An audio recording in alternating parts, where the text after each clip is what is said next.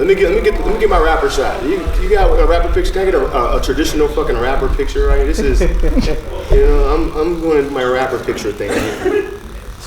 With my car and my car, you know.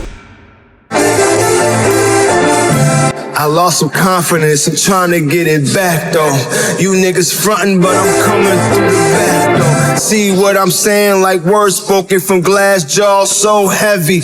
Like marble sneakers on glass floors, gotta be a diamond. All I'm feeling is pressure. In the ring, 12 rounds, trying to fight off the pressure. Catch me at the corner of pain and frustration. Double park, smoking the black, waiting for Satan. Built by Burks.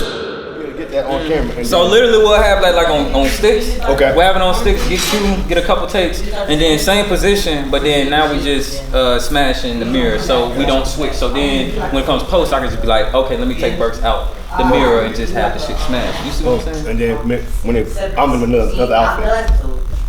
Okay. Lost some confidence, video shoot.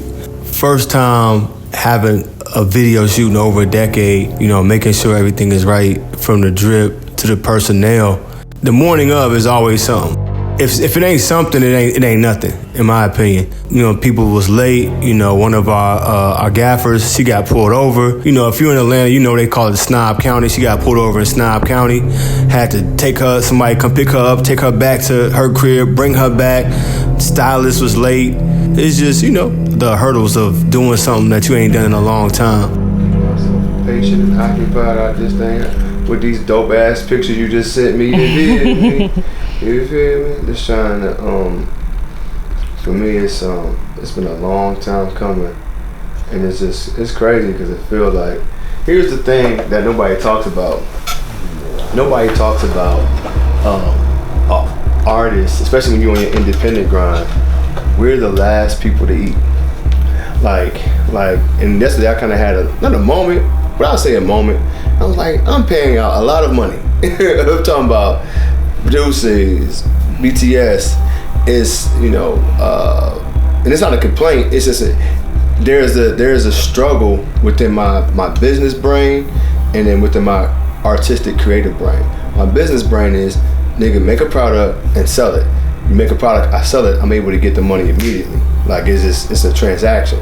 With art, it's you gotta find an audience. Not that you don't have to find an audience when it comes to a product, but it's less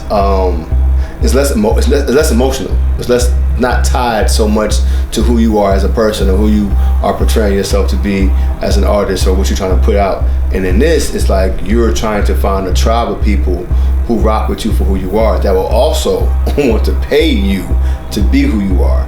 But to do that, you have to put X amount of dollars into it, and then just be like, nigga, you paid a lot of folk and you ain't ate yet.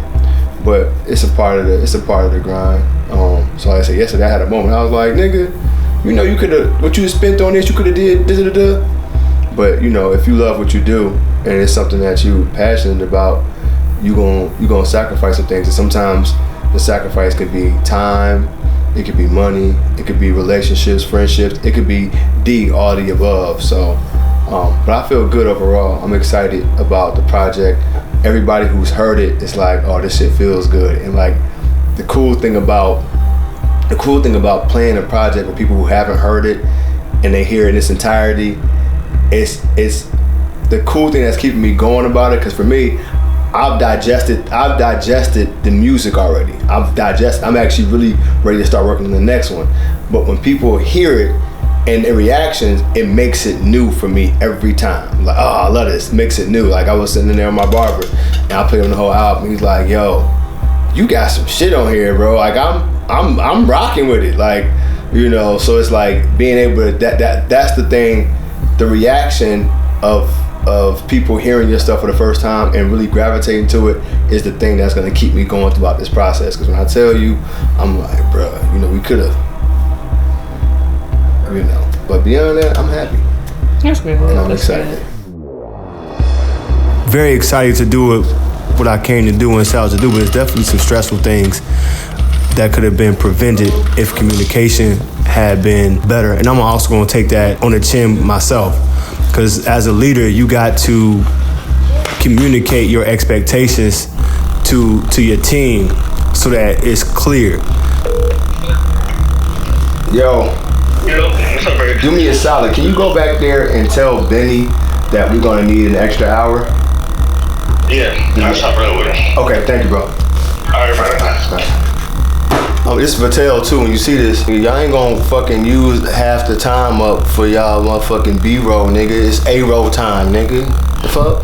Y'all niggas done used up goddamn 2 hours on B-roll, and you gonna give A-roll less than 90 minutes? That's how you feel? I thought we was like this. You like basically niggas just do some rapping shit and then I can't even get in my bag. You know what I mean? Sometimes leaders, we move a certain way and we feel like people are supposed to just fall in line with that. But if they haven't been groomed or haven't been taken through your mind, your process, they don't know what expectations are. That's why communication is very important. But this particular Lost Some Confidence, this is my first video back in over a decade. It's also the first song that I even recorded off of the album. So it's fitting that this is the first for everything.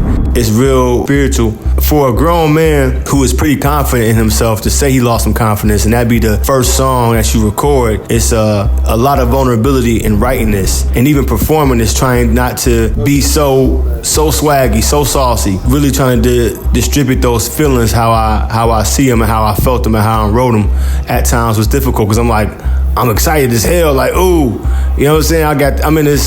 I'm in this fire ass, studio, filming this joint with the crew, and the look is right, the team is right, the energy is right, the fit is right, the beard is right, everything is in a good spot. But you gotta deliver this in a way where it's like, nigga, I thought you lost some confidence. You can't be, Superman right now. You kind of gotta get into the space when you was writing this and how you felt at that moment. There's a part right here, on top right here. Okay. Exactly. And there's no diagram, so we ain't gonna have that little look. It's gonna be clean. Okay. And we're gonna do that shot, then we're gonna do a wide shot, and then we're gonna do sticks. Yeah, we're gonna do the car. Before we do the car, we're gonna get you in here solo and run it on the gimbal. And then we're gonna bring the car. Popping tags, and we be popping tags. This is the thing with these new labels. Y'all new niggas is doing now is y'all putting these like yarn things, you feel me? Bring back the plastic so I can hear the, you know what I'm saying? I can even hear it. Stuck between these songs like skits and intermissions, but I'm on top, you'll never derail my intermission. Yeah, that was so cool. Whoa, shit, my dog. That's why we keep him on deck. Put that nigga on the charge. Put that nigga.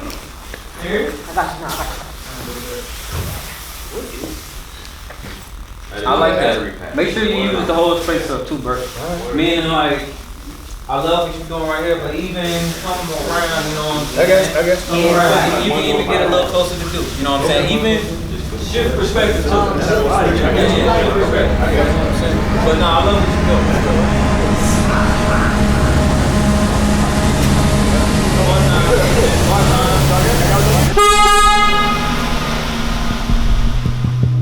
So there was a time when I really wanted this particular car, this SC430. I wanted this joint for as long as I can remember, and I wanted that color. That color is called Tiger Eye Mica. Don't ask me why Lexus named it that. I guess they figured it looked like a tiger eye. I just work it, and I never got to use it in a video.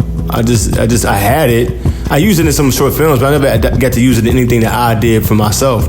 And I was like, yeah, let me bring this motherfucker out. And it's a line in there specifically about it. So, yeah, it was once again, a full circle moment.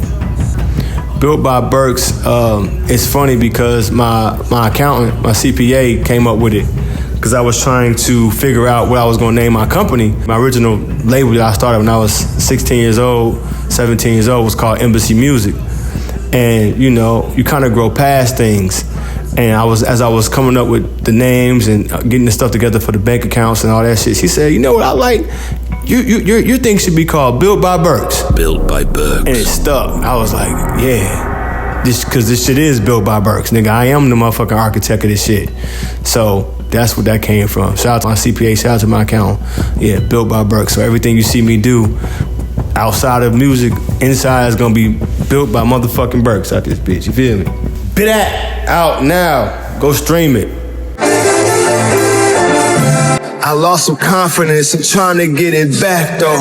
You niggas frontin', but I'm coming through the back though. See what I'm saying? Like words spoken from glass jaws, so heavy.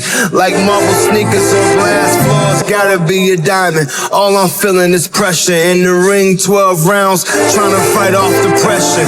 Catch me at the corner of pain and frustration. Double park, smoking the black, waiting for Satan. Showing love's expensive, so they hating for free. Money's the root of evil, wealth's at the base of the tree. Look, I'm out pursuing profits, connects, plugs, and sockets.